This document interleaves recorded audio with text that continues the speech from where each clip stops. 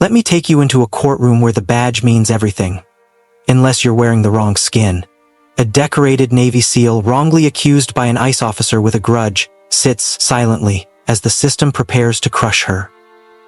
They don't know who she is, not yet, but she's about to flip the entire trial on its head, with one sentence, one truth, and one video that leaves the judge speechless.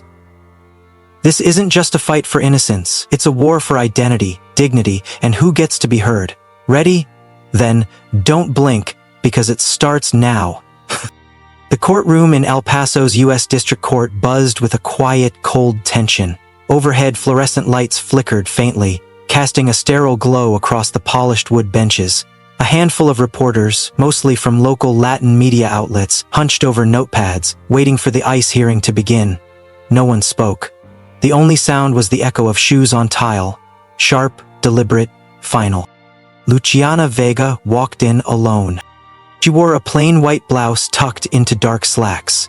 Her long black hair was pinned low, neatly tucked at the nape of her neck. She didn't look powerful. She didn't need to. Her posture was silent armor. Shoulders square, back straight, eyes forward, no medals, no past, no explanation. Across the courtroom, Officer Blake Rourke stood ready to testify. White, broad-shouldered, his ICE uniform immaculate. He carried himself with a familiar confidence, the kind that didn't ask for permission, because it never needed to. His voice was clear, cold. She refused to present ID, he declared, acted suspiciously, became hostile when I initiated the arrest. She was aggressive. She tried to run. Gasps were swallowed behind pursed lips. Judge Gerald Whitlow remained expressionless, but his eyes flicked briefly toward the defense table, as if anticipating something unexpected. Alma Rivera, young and visibly uneasy, rose. Her blazer clung too tightly at the shoulders. Her voice trembled as she spoke. The defense calls Luciana Vega to the stand. Luciana moved slowly, deliberately. She took the oath, stepped into the light, and met the room with a gaze that neither flinched nor invited pity. The prosecutor, sharp and smug, leaned forward. Are you saying Officer Rourke is lying? Luciana didn't blink. I'm saying his version of the truth is convenient. A hush swept through the courtroom like wind over dry leaves. She looked toward the jury, not with anger, but something quieter, deeper. People like me, she said, her voice unwavering, we're always told we don't belong. Silence, the kind that suffocates. Rourke's jaw clenched. Alma, for the first time, lifted her chin. A shift had begun, and everyone in that room felt it. Alma caught up with Luciana just outside the courthouse, heels scraping the pavement, breath quick with frustration. You're hiding something, she said, her voice tight, eyes searching. You're keeping it from me. Luciana didn't flinch. She didn't speak. She simply opened her worn leather tote, reached inside, and handed Alma a folder. Thick, weathered, and bound with a rubber band faded from time. Alma opened it, expecting paperwork. What she found stole her breath. Official military certificates, mission commendations, photographs in combat zones, Afghanistan, Libya, the South China Sea, and a final page, a Navy SEAL insignia with the words Lieutenant Commander Luciana Vega. 15 years. You're a SEAL? Alma whispered. Luciana nodded once. Retired last year. Alma's voice cracked. Why didn't you tell me? Luciana's answer came quiet, but it struck hard. Because if I said it too early, Rourke would have adjusted his story. I needed him to feel untouchable. They drove in silence to Luciana's small stucco home on the east side of El Paso. Later, in the cramped kitchen lit by a single bulb, Alma sat at the table, eyes red-rimmed, furiously typing on her laptop. She searched for witnesses, for patterns, for cracks in Rourke's pristine record. Luciana stood by the window, arms crossed, watching the moonlight cast silver bars across the floor. Her blouse had creased from the long day, but she stood tall, steady. She wasn't in uniform, but the weight of command was still there, written in every breath. Alma looked up. Tomorrow, we flip this thing. Luciana's gaze never wavered. Tomorrow, I stop hiding. Their hands met across the table, an unspoken pact between two women who'd both been underestimated and who were done playing small. As the screen on Alma's laptop dimmed, the music of the night settled in. Outside, El Paso slept. But inside that house, something had awakened. A storm wasn't just coming. It was ready to begin. The courthouse was packed before the doors even opened. Local news crews lined the marble steps, lenses focused, waiting. Inside, every seat in the gallery was filled. Students, advocates, community elders, some watching, some holding their breath. Alma Rivera rose slowly, papers in hand. Her voice wavered at first, but steadied with each word. "Your Honor, we've received a new piece of evidence, a video, submitted anonymously late last night." She glanced toward the gallery. "From Jordan Castillo, a student at UTEP. He fears retaliation and chooses not to appear. But he saw what happened." Judge Whitlow nodded, his fingers steepled under his chin. The lights dimmed as the courtroom's monitor flickered to life. A shaky cell phone recording played. The angle was wide, taken from across the street, grainy, imperfect, but real. There stood Luciana outside a small grocery store, scrolling through her phone. Rourke approached, posture aggressive. "I can spot illegals from a mile away," his voice crackled through the speakers. A gasp rippled through the room. "I'm a citizen," Luciano's voice responded, calm but firm. Then the video captured the moment. Rourke grabbed her wrist with force. "People like you don't belong here." The silence in the courtroom was deafening. A woman in the back, dressed in a nurse's scrubs, wiped tears from her cheek. A journalist at the press bench dropped his pen, stunned. Rourke shot up, flustered. "This is doctored, it's out of context." His attorney scrambled. "Your Honor, the source is questionable." Judge Whitlow's voice cut through the clamor. That wasn't just a lapse in protocol, that was an affront to what it means to be American. He banged the gavel once, hard.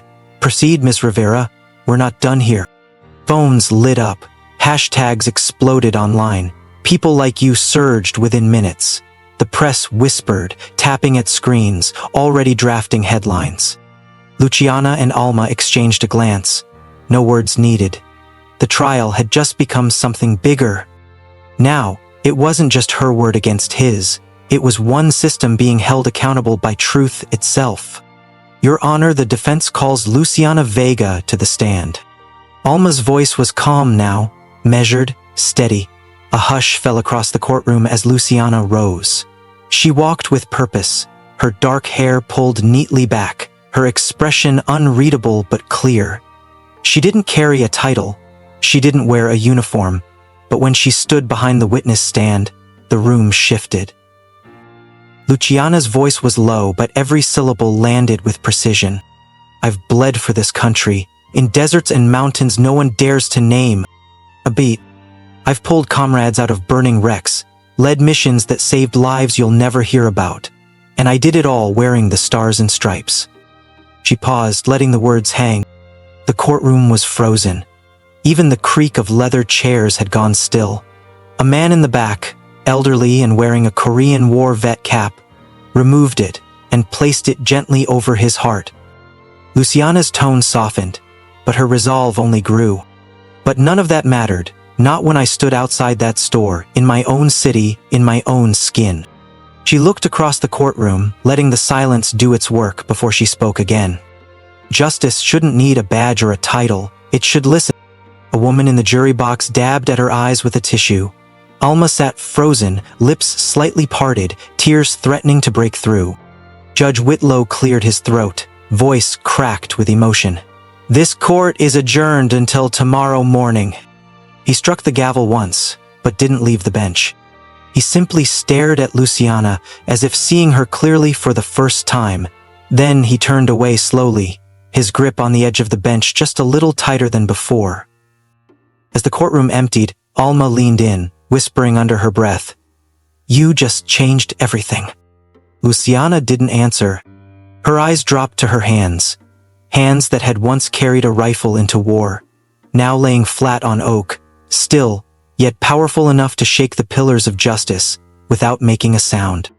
The morning sky over El Paso was a soft gray, the kind that hung low with quiet tension. Outside the courthouse, a crowd had already gathered, wrapped in scarves, holding signs that rippled in the breeze. Justice for Luciana. Some held candles from the night vigil. Others brought daughters. Inside, the air felt like stretched wire. Luciana sat still at the defense table, her face unreadable. No uniform, no fanfare, just a woman waiting. Alma leaned over, resting her hand gently on the folder in front of her, and whispered, "No matter what he says, we already did it." Across the aisle, Officer Rourke sat with his attorney. Gone was the arrogant posture. His eyes remained fixed on the table, his fists clenched just out of sight. Judge Whitlow took the bench. His voice was steady, but carried weight like a stone dropped in still water. After reviewing all presented evidence, including the corroborated video and testimony, this court finds that Officer Blake Rourke is to be placed under federal investigation for misconduct, perjury, and racially motivated abuse of authority. A beat. Then, this court acknowledges the wrongful treatment of Ms. Vega. All charges against her are hereby dismissed. A single clap broke the silence. Then another. Within seconds, the entire courtroom was on its feet, erupting in applause. Alma looked to Luciana. But Luciana didn't smile. She stood, calm, composed, and asked to speak. She turned to face the courtroom. Her voice did not rise. It didn't need to. "I shouldn't need a SEAL badge to be believed. My worth doesn't lie in medals, but in my humanity." She scanned the room, eyes locking with strangers who now knew her. "Every girl like me deserves to be heard. Not because of what we've done, but because of who we are." A juror dabbed at her eyes. Judge Whitlow nodded, slowly, lips tight, as if holding back more than words. By nightfall, Luciana's words had gone viral. News networks looped her speech. Justice for Luciana climbed to the top of Twitter. Headlines read, "Navy SEAL exposes ICE abuse," and "Teaches America a lesson in dignity." In the defense office, Alma stared at her phone screen. Tears finally fell, but this time they weren't for sorrow. They were for something that had finally been restored. Belief. The afternoon sun draped El Paso in a soft golden glow, casting long, warm shadows across the cement courtyard of the community center. Laughter rang out between bursts of focused breathing as a dozen young Latina girls practiced their stances in the self-defense class. There were no gavels here, no microphones or camera crews. Just sneakers scraping the ground, and the distant hum of life beyond the chain-link fence. Luciana Vega stood at the center of it all, dressed in a plain black tee and loose pants. Her hair was pulled back tight, not out of military habit, but out of ease. She moved between the girls, gently correcting their form, encouraging every jab, every block, every ounce of presence they stepped into. From a shaded corner, a phone recorded quietly, not for virality but for documentation. The courtroom was behind her now, yet what burned brighter than ever was the spark in the eyes of these girls. One of them, Valeria Mendez, 12, wiry and sharp, paused between drills. She looked up at Luciana, breathless and wide-eyed. "Can I be like you one day?" Luciana crouched beside her, hand resting gently on Valeria's shoulder. Her voice was soft but sure. "Not only you can, baby, you must." The words hung in the air like a vow. Some of the girls smiled, a few nodded slowly, as if finally understanding what strength could look like in their own skin. At the edge of the lot, Alma Rivera leaned against the doorway. She'd come straight from another interview. Her name now carried weight in legal circles, but she said nothing, just watched. And when Luciana finally caught her eye, they shared a knowing smile, one that spoke of battles fought and peace earned. As the girls circled up again, Luciana stayed with them, pacing, guiding, laughing. No SEAL badge, no courtroom robe, no viral taglines. Just a woman, a protector, a spark. The camera pulled back slowly, rising above the chain-link fence. From this distance, it wasn't about a courtroom anymore. It was about movement, momentum. A woman who had once been silenced, now surrounded by voices she helped lift. And in the center, the flame didn't flicker. It grew. In the end, justice isn't just about courtrooms or laws, it's about the courage to stand when the world expects you to shrink. It's not found in titles, uniforms, or badges, but in the simple, unwavering belief that every person deserves to be seen, heard, and treated with dignity. Real change rarely arrives with fanfare. It begins in the quiet refusal to stay silent, in the steady hands that lift others up, and in the voices that say, "I belong, and so do you." Stories like this remind us that power doesn't always wear a suit, and truth doesn't always shout.